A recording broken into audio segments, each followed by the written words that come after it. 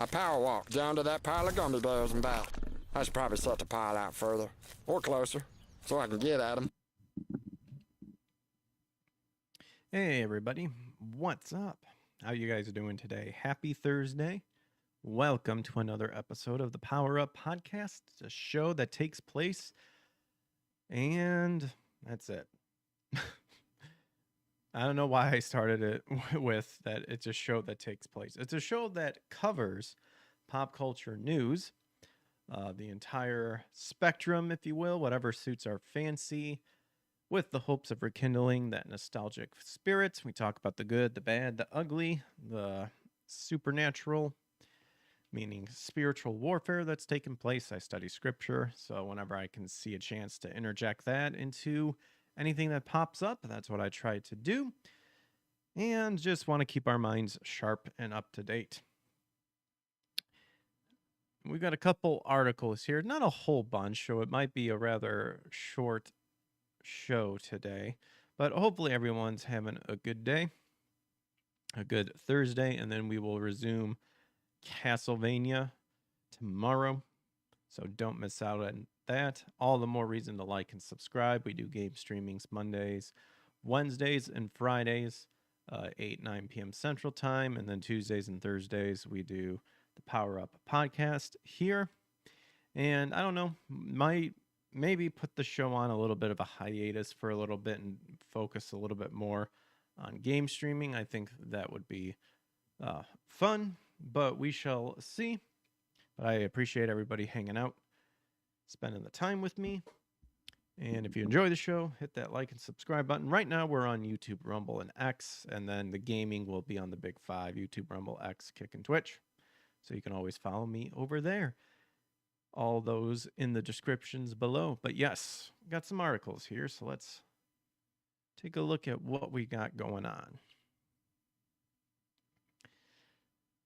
So, Video Game Chronicle, PS5 Digital Edition consoles are reportedly getting a quiet storage downgrade. Oh my gosh, as if the PS5 couldn't do any worse. Sony is reportedly planning to downgrade the storage included in new digital edition PlayStation 5 consoles in Europe. Oh my gosh. I feel bad for Europe. I feel like Europe always gets like the raw end of the stick, it seems a lot of times. I don't know, but I just always I'm glad I'm in the US, I guess. But what does this entail? Starting this month, the digital edition of the PS5, which doesn't include a disc drive, will come with 825 gigabytes of SSD storage, down from the 1 terabyte included with current PS5 consoles, according to the ever-reliable Bill Kuhn.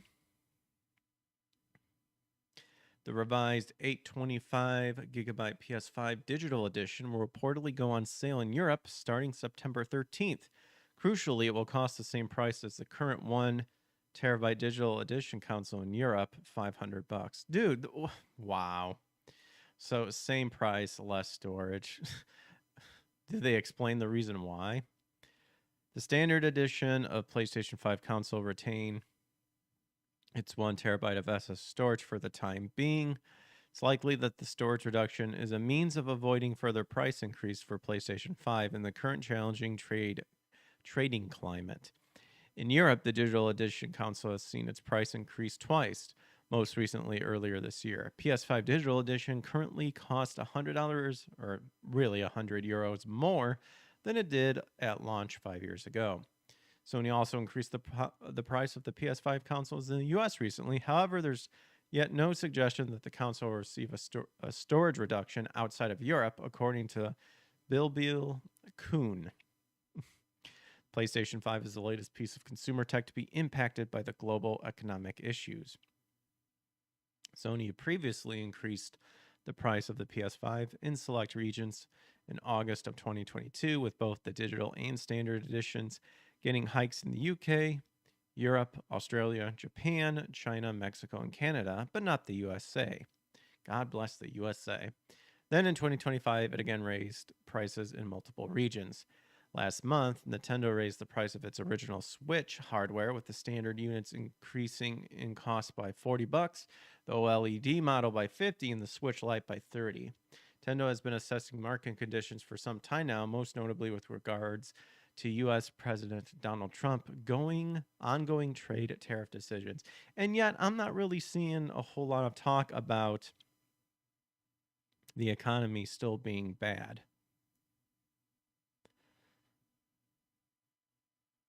There just seems so much insanity is happening.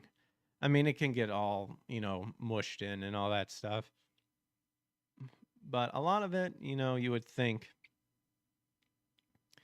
would show up more in the news. But, I remember when the tariff thing was the big deal, the economy thing was the big deal too. And now I'm not really seeing any updates on that. It's all being, we're all talking about other stuff. So I don't know.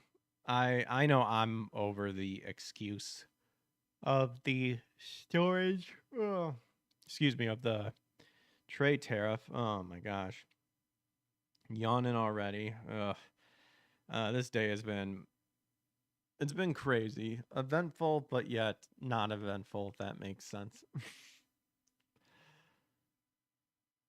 But man, just prices like changing. I honestly think all of this stuff, like with Microsoft and Sony raising their prices, I honestly think it's due to them following what Nintendo is doing, and Nintendo, of course, claiming it's because of the trade tariff, which has been proven not to be true, just because what was it? Is it Vietnam or South Korea? The places where a lot of the Switch manufacturing takes place, like, they were the first countries to talk to Trump about, yeah, let's see what we can do about making a fair trade here. So I don't believe Nintendo's reasoning, and the way they've been acting too. They are a bunch of scum, as far as I'm concerned. But that is that one. This came from Video Game Chronicles, by the way. And I would encourage people to check out like the sites I go and read, because I feel like it's a broad range of different thoughts and opinions and whatnot. I'm not associated with them or anything. I feel like this is a good group of stuff to get your information from. I'm also down to listen to, other people's suggestions of where to get your news as well.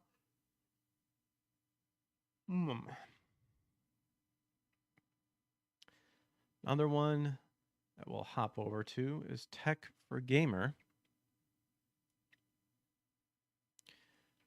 So apparently Grand Theft Auto 6 is already being dubbed, what is that, quadruple A game by industry veterans. Triple, quadruple. Now I gotta look this up.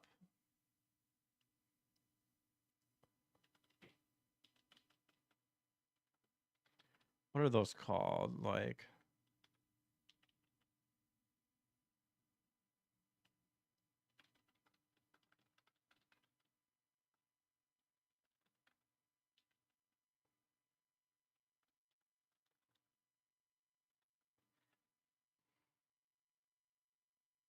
quintuple. There we go.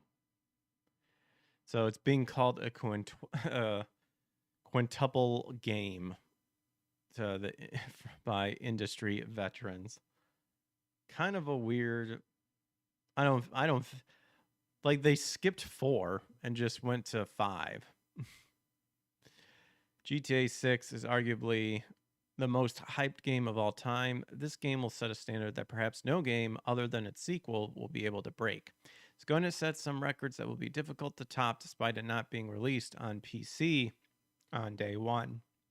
That said, no one ever called it an quadruple or a quintuple game until now. An industry veteran has just referred to the game as a quintuple title because of how massive and ambitious it is going to be.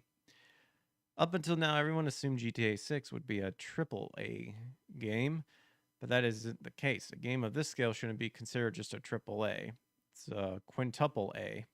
In a recent interview with IGN, Devolver Digital co-founder Nigel Lowry said that while the industry typically talks about AAA and even quadruple A games, GTA 6 deserves a new label altogether, a quintuple A game. According to Lowry, its sheer scope and ambition place it in a category all of its own, beyond anything we've seen before, and he's absolutely right. GTA 6 isn't just another big budget release. It's a game so massive and culturally significant that it could reshape the gaming landscape for better or for worse. I'm honestly leaning more towards the worse, because to me, all they're doing is just making it really, really, really, really, really realistic and cool. But we all liked the style from like GTA 3 and GTA Liberty Cities. Those, I think that was a nice balance of, you know, disbelief in the sense that it was stylistic, but somewhat realistic at the same time. Again, damn it, I cannot stop yawning. Again, I'm kind of curious what really started this path of trying to make everything look as hyper realistic as possible.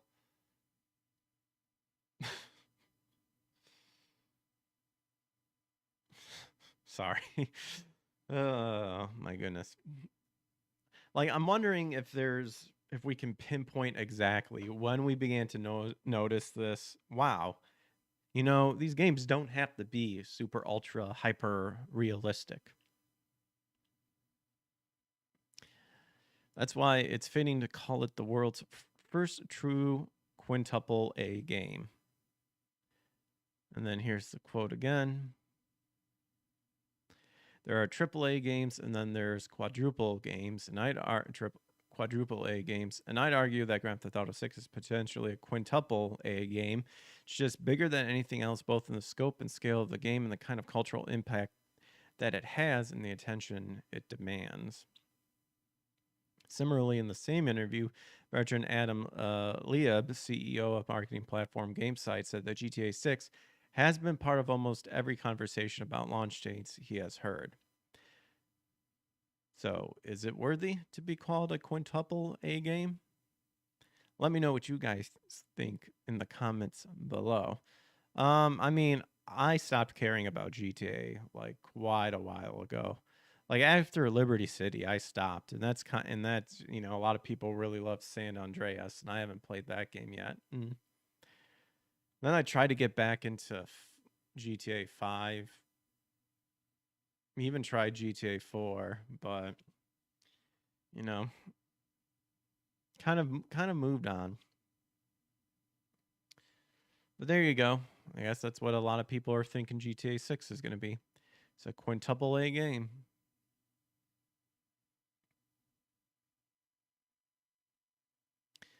Oh boy. Yeah, I've been seeing some people talk about this. So Sophia Turner cast as Lara Croft in Amazon's long-delayed, oh gosh, Phoebe Waller-Bridge Tomb Raider series, which is guarantee you it's gonna flop so bad. Sophie Turner has officially been casted as Lara Croft in the Amazon Tomb Raider live-action series by Phoebe Waller-Bridge. For months, it seemed Amazon's biggest bet on a live-action Tomb Raider series was over before it began. Reports earlier this year suggested Phoebe Waller-Bridge's expensive adaptation was dead in the water.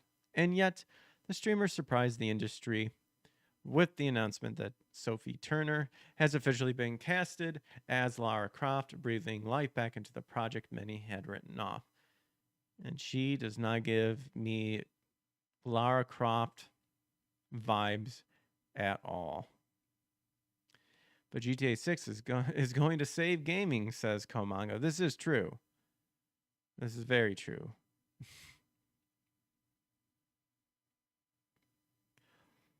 From rumors of cancellation to revival. Back in April, insiders were whispering that Amazon had quietly shelved the Tomb Raider show. No completed script, no production schedule, and mounting skepticism made it appear the project was finished. That reporting, which we covered at the time, looked like the end of the line for Amazon's expensive push into gaming IP. Now, however, the series is not only alive, but moving forward at full speed. Production is slated to begin in January 2026, with Fleabag star Indiana Jones runner or ruiner Phoebe Waller-Bridges writing, executive producing, and sharing showrunner duties alongside Chad Hoge. Jonathan Van Telekin is attached as director and executive producer. The big headline, of course, is that Sophia Turner, best known as Sansa Stark from Game of Thrones, will wield the pistols and iconic braid as Lara Croft. The Amazon Waller-Bridge problem. The return of Tomb Raider also has broader implications for Amazon. Waller-Bridge's exclusive deal with the studio is reported to be worth somewhere around $60 to $100 million, signed in 2019 under then studio head Jennifer Sulke. For years, the deal has been criticized as a costly misfire. Waller-Bridge breakout hit Fleabag was not part of this agreement. The show was originally produced for the BBC, with Amazon merely handling international distribution. The lucrative Amazon contract came after Fleabag's success and was supposed to deliver new originals for Prime Video. Yet, until this Tomb Raider revival, the deal had yielded absolutely nothing. With Sulk now out of her position, reviving Tomb Raider looks like an attempt to claw back some value from an arrangement that has faced growing scrutiny. But the big question is why, Sophie Turner? Why? Turner's casting brings instant star power. She's a recognizable face with global recognition thanks to Game of Thrones, and she brings credibility to a role that has seen mixed success on the big screen. Angelina Jolie made Lara Croft a box office draw in the early 2000s, but more recent adaptations struggled to find traction. Turner on board, Amazon is signaling that this series will be treated as a prestige project rather than a mid-tier experiment. Pairing her with Waller-Bridges writing gives the series a distinct angle that could see it apart from the earlier films for better or worse. Unfortunately, my instincts say for worse, and there could have been so much better choices than Sophie Turner.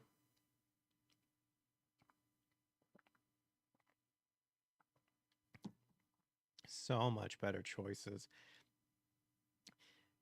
And isn't Waller gay, by the way? So that's why she probably didn't attract a really attractive woman with big boobs and all that stuff.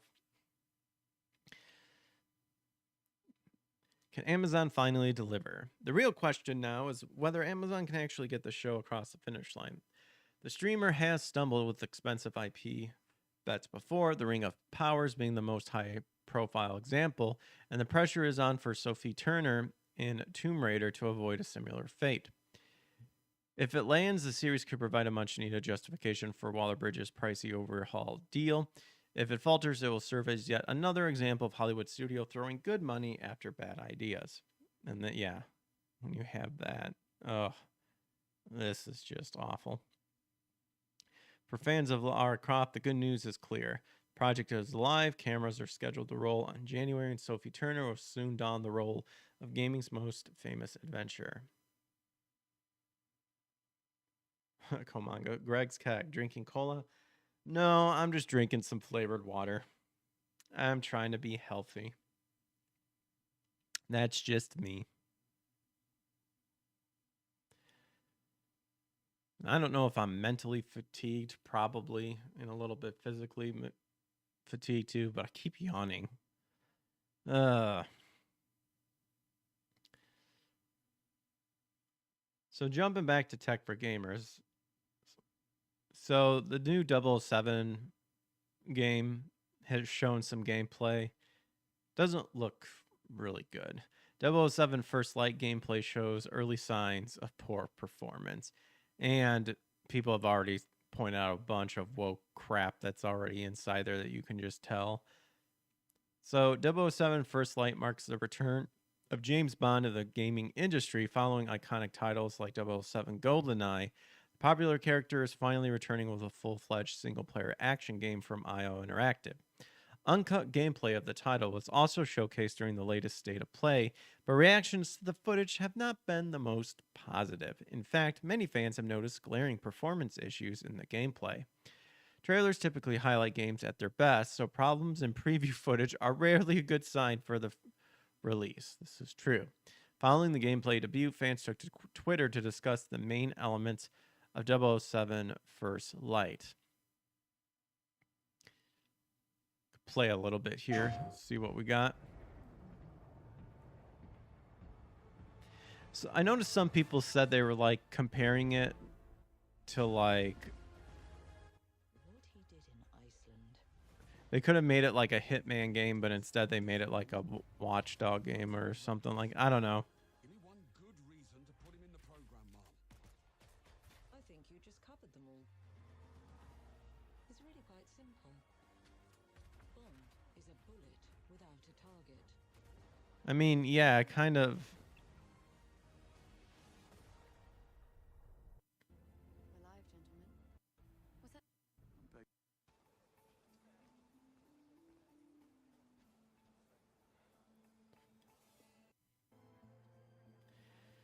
I mean, this is like 36 minutes long, so we're not going to watch this. But in any case, so as Nick Tech pointed out, the game seems to run well below 30 first-person or 30 FPSs during the most intense section. In fact, the frame rate stands out so much that one user on the Steam forums dubbed the game a low FPS Just Cause spin-off.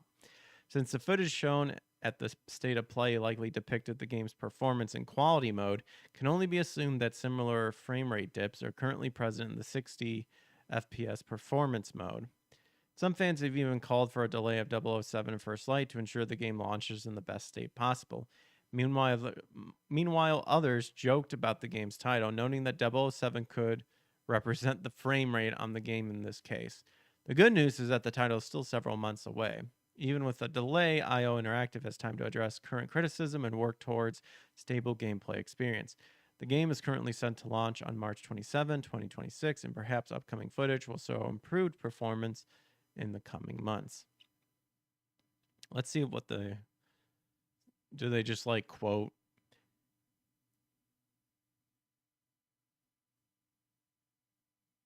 Yeah, here we go. I see y'all claiming about the frame rates.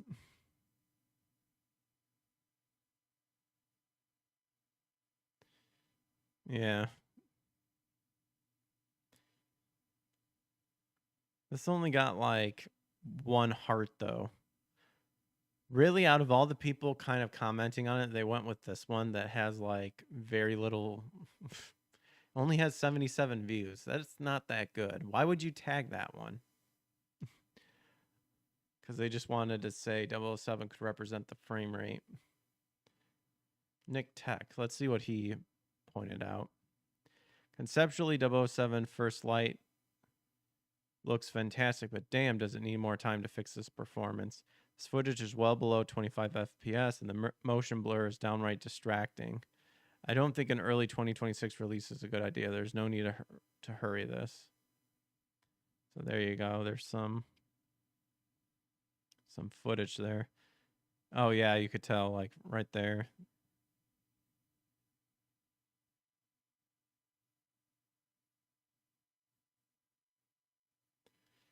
Oof. So not looking good for the old James Bond. So this is something that's been making around.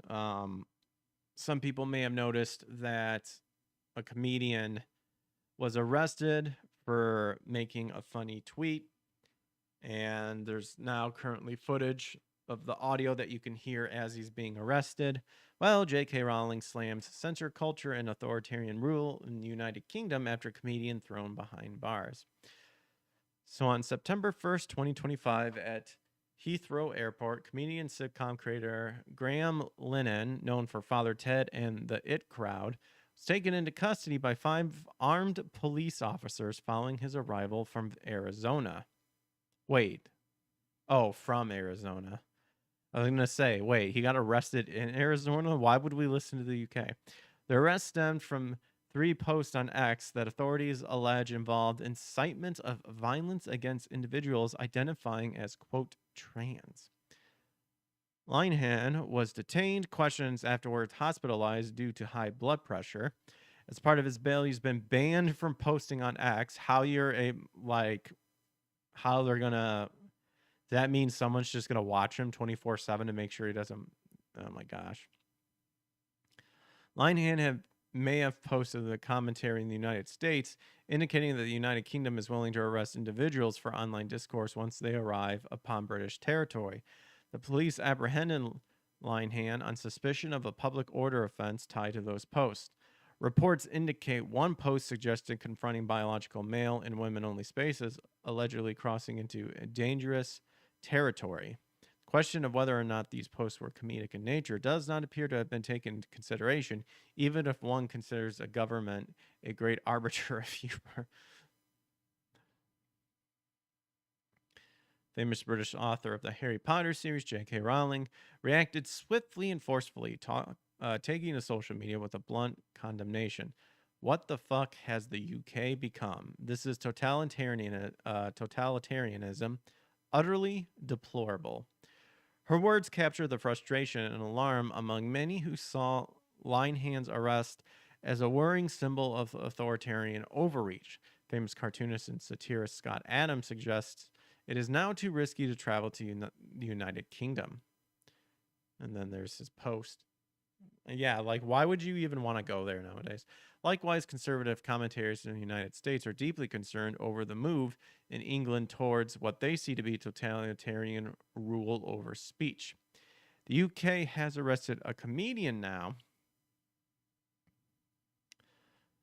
for X posts that the British government found to be criminally offensive to transgenders. Here's Graham Linehan on his arrest. The UK has no free speech. The feelings of transgenderism and migrants come before the rights of everyone else. That was said by Robbie Starbuck. Elon Musk, too, voiced his anger, describing the UK as a police state, amplifying concerns about shrinking spaces for dissent. Prominent figures across political and media spheres also joined in. Nigel Farage, speaking ahead of a hearing before the U.S. House Judiciary Committee, argued that the arrest illustrates Britain transforming into an authoritarian censorship regime, and that innovators of free thinkers must be protected from such illiberal trends. Prime Minister Keir Starmer, via his spokesperson, encouraged policing to focus on, quote, serious crimes rather than controversial social media posts, signaling government unease over law enforcement's priorities.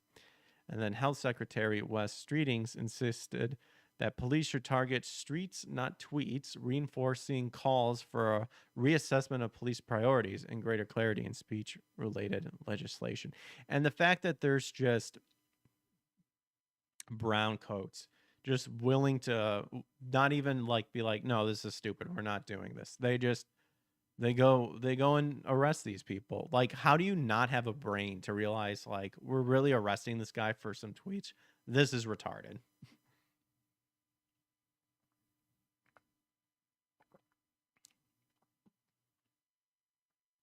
The incident rapidly became a focal point for debates over free speech, online regulation, and policing scope in the digital age. Critics contend that while hate speech laws are necessary, there's no such thing as hate speech. I'm sorry. The arrest over a public figure over controversial social media content sets a concerning precedent, one that could chill expression and stifle public discourse. Others believe that commentary made even by comedians, especially targeting a vulnerable group, cross clear legal and ethical boundaries in the United Kingdom. The line between protected expression and prosecutable incitement remains hotly contested, and his arrest has ignited passionate debate. For Rowling and allies, it's emblematic of a dangerous tilt towards authoritarianism and censorship. Totalitarianism isn't just rhetoric. It underscores a profound fear that free speech is under siege. To underscore just how severe this has become, the United Kingdom is actually considering banning speech the government disagree with in restaurants. Wow. Someone posted, wow, you got to listen to this. Really is 1984. We are living it now. In the UK, they are looking to curb speech in pubs by banning customers from discussing controversial topics in case the conversation you are talking about offends someone. This is absolutely mad. That is, oh my gosh. Why would you live there? And as you might have guessed, Hollywood is totally silent on the issue. In fact, Disney has sent all of their Marvel and Star Wars production to England, removing all productions in Georgia so far, as we can tell. It appears to be more than tacit support for the eradication of speech in the land which once produced the Magna Carta. Thankfully, places like Hollywood and Toto are calling out the utter hypocrisy. Celebrities have mostly stood down as woke bylaws and cancel culture scolds pummeled speech over the past decade. Why? It's partly due to fear. They also saw mostly conservatives being censored and didn't feel compelled to rally to their side.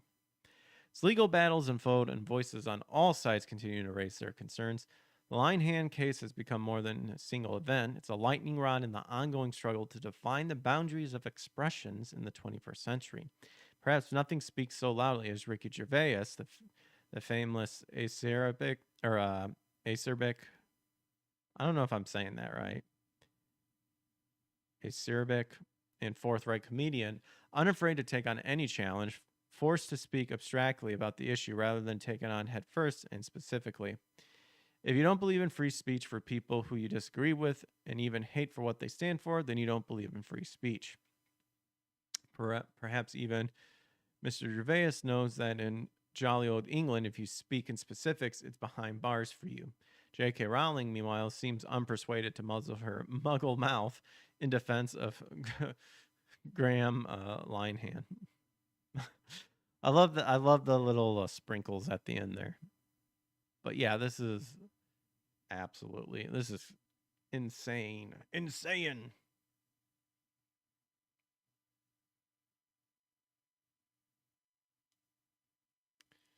Found this over at Fandom Wire, which seemed interesting. Hayao Miyazaki's controversial movie almost was influenced by the real Star Wars killer. There's a subtle connection between Dune and Hayao Miyazaki's Nausicaa, which came to light in an interview with anime director Mahiro Maeda.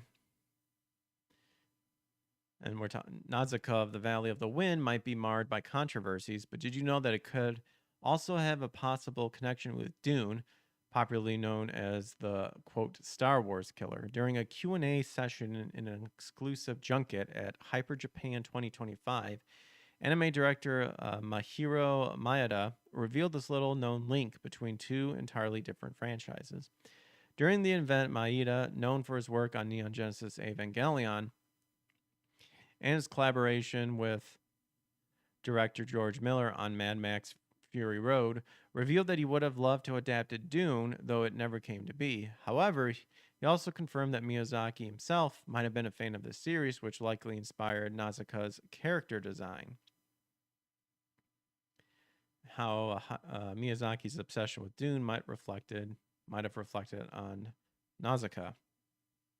Apparently, Miyazaki had some sketches inspired by Dune, which Maeda noticed when he visited Miyazaki's house that one time. So Maeda assumed that Miyazaki must have wanted to do something with those sketches, but it never really came to be. However, it was enough for him to deduce that these sketches eventually became what we now know as Nausicaa. I feel I've watched this once. Yeah, I remember her being inside like this fungus forest collecting stuff. But man, I could not tell you the story. It's been a while. Apparently, Miyazaki had already read that. When I started to work with Miyazaki, I went to his house and we were talking about our future works. He showed me some sketches of what he wanted to work on, including a sketch from Little Nemo that was based on Dune. He tried to do something with that, but it never went any further. However, those sketches eventually became Nausicaa.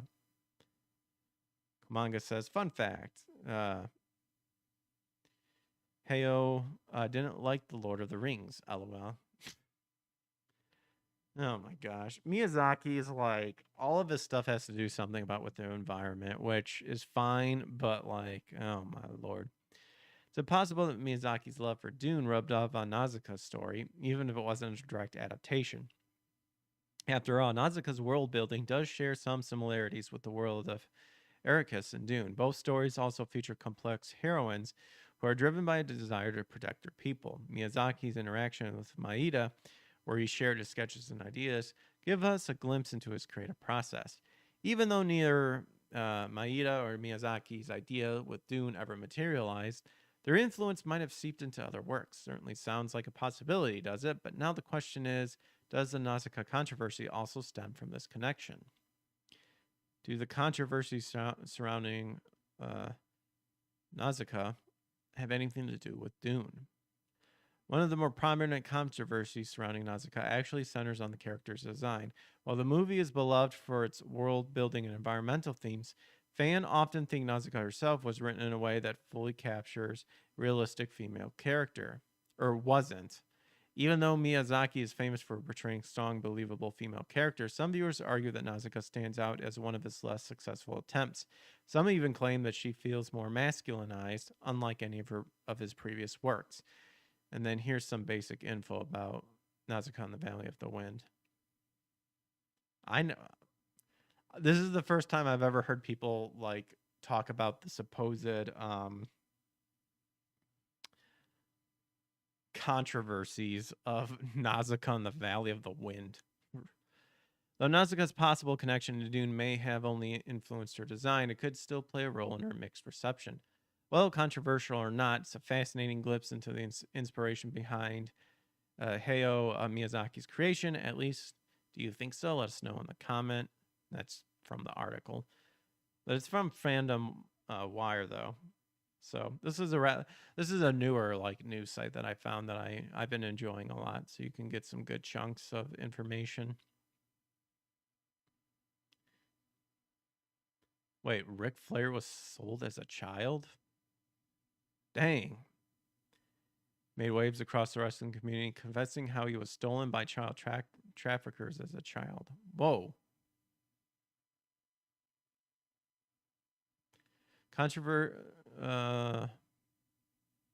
So he was a guest on Club Shay Shay podcast where the host, Shannon Sharp, asked him if the reports of him being stolen are true. The conversation took a dark turn as Flair confessed that it was true. Sharp asked her by child traffickers, and he said, yeah. The confession left the host baffled and made him ask another glaring question. He asked about his age when Flair discovered that he was not with his biological parents. However, he was unfazed as he answered that it was around 5. And he continued by explaining how he had no interest in finding out about his real family or siblings. Disclosure left his fans flabbergasted, yet they were impressed, as one of them left a warm comment saying, Rick keeps kicking out of tough times. Nevertheless, who knew that behind the flamboyant personality he had so much pain and grief? I mean, that sucks that if it happened, but was he told that? I don't remember. I'm sorry, but I don't have any memories of like being 5 years old. This is where I sometimes get a chuckle whenever someone's like, I always knew I was gay or something like that when I was very young. It's like, dude, I guarantee you don't remember anything like 10 and up or like 10 and before. Like, give me a break. But dang, that sucks. Wow, child trafficking. He was diagnosed with cancer. His friend Hulk Hogan passed away. Or I guess his fellow colleague. I don't know if they were deep friends or stuff. Man.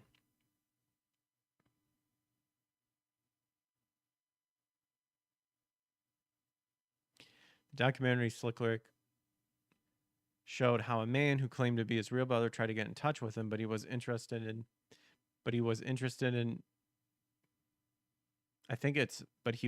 I'm assuming it's supposed to be, but he was not interested in meeting that stranger. He said, I don't have any curiosity. I've got enough to be curious about without someone I've never met in my life and meet him now at 73. What are we going to talk about? Ruin our life?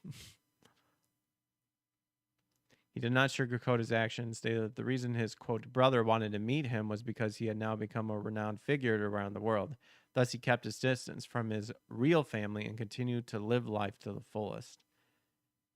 Wow. Yeah, I mean, if that's his decision. During an interview with Liz Clayman, he shared that he does not know anything about his real parents and that the tragic incident does not bother him anymore. I don't know, not to bother. I mean, my life has had twists and turns, but that part of it, people make a lot bigger part out of. People make a lot bigger part of out of than I do. That part of it. I never cared who my real parents were. Hey, if he's overcome the demons and the thoughts about that, that's crazy. Well, there's another article I didn't have in mind. Wow, that was crazy. So on the past show, we talked about the Perfect Dark show ultimately be getting let go. Well, more information came out. Apparently, it would have required an additional $100 million to keep the project going. Xbox recently announced that they canceled Perfect Dark, shut down the initiative. Came as a major shock since the title was shown as one of Xbox's biggest first-party release. Recent report also confirmed the negotiation with Take-Two were underway to save the project, but nothing substantial came of these discussions. According to a reliable source, the game needed a huge chunk of investment to be saved. This type of investment was likely determined to be more than justified for a project like Perfect Dark. And as you can see right here, Christopher Dring apparently stated that Perfect Dark required an investment of 80 to 90 million after Xbox canceled the game. Considering the unpredictability of gaming development, this amount would likely have gone up to 100 million had the deal been between Take-Two and Crystal Dynamics gone through. For context, most modern AAA games require a budget of between 300 and 500 million before release. An additional 100 million investment for Perfect Dark would therefore amount to around 30% of a typical AAA game's budget. Kamanga says Microsoft has the money. Yeah, they do, but the way they've been dropping everything like flies and doing all these layoffs, they don't care that they're wasting it. This may be why the deal fell through, since Perfect Dark was not the furthest along in development. In fact, the project was said to be in rough shape prior to the announcement of the initiative's closure. Following the layoffs, Crystal Dynamics is still working on the next AAA Tomb Raider release. Studio is yet to share anything substantial regarding the project, but it continues to make steady progress. There you go. Would an additional 100 million save us from this mansion? I don't think so. I do not think so in the slightest.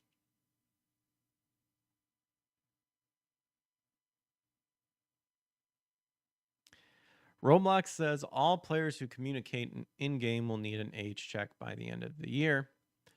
So more Roblox news, even though they're still under heat for all their PDF file garbage that they apparently are fine letting happen on the platform. And if this is their way of thinking it's going to stop it, no. They got to do more than this. The platform currently uses a number of techniques to either verify or guess a player's age, including ID age verification, verified parental consent, and facial age estimation technology. That's scary. And if you already given a credit card, like, it's been confirmed.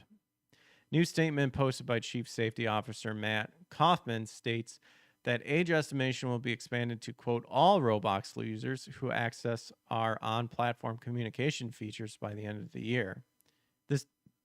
This doesn't do anything. This isn't going to stop people from being PDF files. Oh my gosh.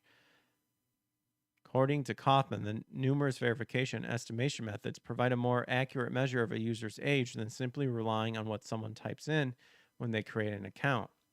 Statement claims that once Roblox has rolled out age checks for all players who use in-game communication, it will then be able to implement a new system which prevent adult players from contacting child players. I mean, I guess. I guarantee you someone's going to find a way around it.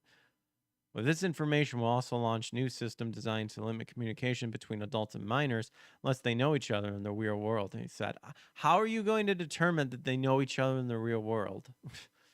These added layers of protection will help provide users with access to with developmentally appropriate features and content. We hope this move sets a standard the other gaming, social media, and communication platforms follow. But are you still getting that Visa money? Because all you guys are perfectly fine still going around, but Visa and MasterCard or whatever going around demanding adult games get removed. Hugely popular user-generated content platform has attracted a large young audience since exploding in popularity in recent years. However, while this popularity had led to it attracting hundreds of millions of active users per month, it also led to several safeguard issues. Last year, multiple reports emerged claiming Roblox wasn't doing enough to protect the young people using the platform, leading the firm to implement stricter guidelines for users under 13 and more expensive parental controls. And then in March, Roblox co-founder and CEO Dave Bazuski told the BBC that parents concerned about how their children use the platform should keep them entirely away from it. Yeah, so don't get rid of like the problem. Just tell your kids not to play it. My first message would be, if you're not comfortable, don't let your kids be on Roblox. Oh my gosh. How about you take care of the PDF ring that's happening there, you fucking freak? Sounds a little counterintuitive, but I would always trust parents to make their own decision. I would trust that a video game company would straight up take care of a PDF problem if it was happening. And then when you get ass mad that a vigilante group has, pretty much done Chris Hansen tactics to get sexual predators arrested, you get really weird and upset about it.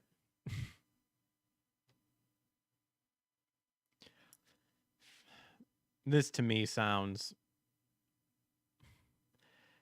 they're banking on the UK online safety thing, but they're just ignoring the situation. It seems like to me someone's going to figure out how to get around it. So the biggest thing is Hollow Knight. It is rocking the chart. Steam, Xbox, PlayStation, and Nintendo stores. However, because it's doing so good, apparently there's been some technical issues across virtually all major storefronts when it was released on Thursday. That would be today. Many players left unable to access the game. Shortly after Silksong, the most wishlist title on Steam, went live, users reported being unable to access its game page on Steam or purchase the title on Xbox, PlayStation, or the Switch. Players had more luck purchasing games remotely via PlayStation and Xbox websites or apps and accessing it that way. But otherwise, it was one final frustrating wait for players who've long waited Silksong's release. On the Nintendo Switch system, Nintendo was even forced to take the eShop store offline for maintenance. At this time of publishing, Switch and Switch 2 stores remain offline. Dang. It's been the subject of significant fan anticipation since its announcement 6 years ago, with virtually every major game show prompting speculation that it could finally reappear. Since its announced in 2019, very little had been seen of Silksong until its surprise appearance at Gamescom in Germany, where it was finally confirmed for release just 2 weeks later. The original Hollow Knight, which I have played and is actually really good, sold 50 million copies since its release 8 years ago, making it the best-selling Metroidvania game in the genre's history. Its sequel has been described as a, quote, GTA 6 for indies, with many indie developers recently moving their game releases to avoid it. Hollow Knight Silksong is available on console and PC for just $20 in the US. And then if you have Game Pass, the Xbox console and PC version of the game will be available for day one as part of your subscription. So I'll have to check it out at some point. It sounds pretty good. I enjoyed like I said, I played the first game. I enjoyed it too. And each gamer also talks about how it brought the marketplace to their collective needs. Multiple storefronts like Nintendo and Steam has been unable to supply the unrelenting demand for silky goodness. That is the newly released Hollow Knight Silksong. I guess we could see if Nintendo eShop is still down.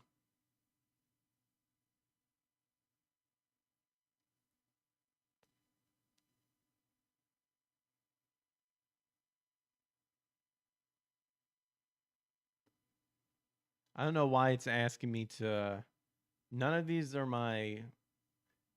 Yeah, I don't get why it's asking. Saying, am I in Australia or New Zealand? I'm like, I'm in America. I don't know what's going on. I don't have a VPN running at the moment. I don't know. But yeah, if you guys like that sort of game, check it out. Well, that's all I had for tonight, so I hope you guys enjoyed the show. This Day in Gaming on September 4th, Sword of Hope was released.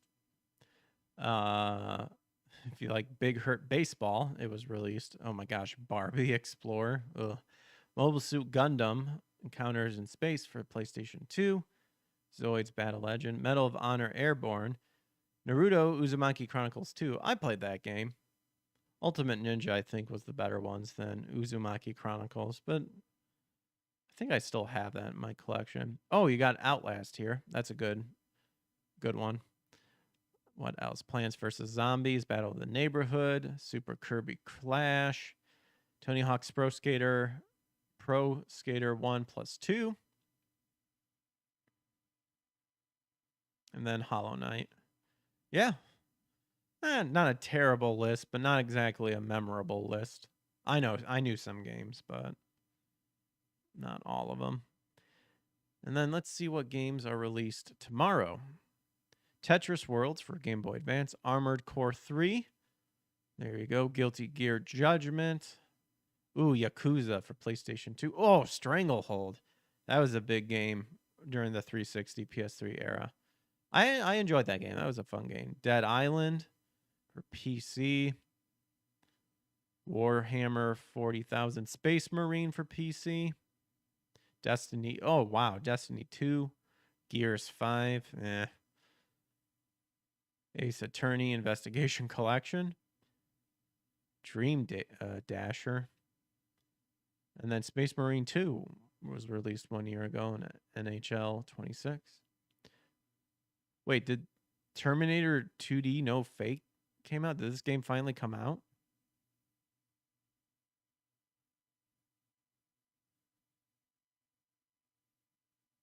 Because I want to get that game for sure. Terminator 2D.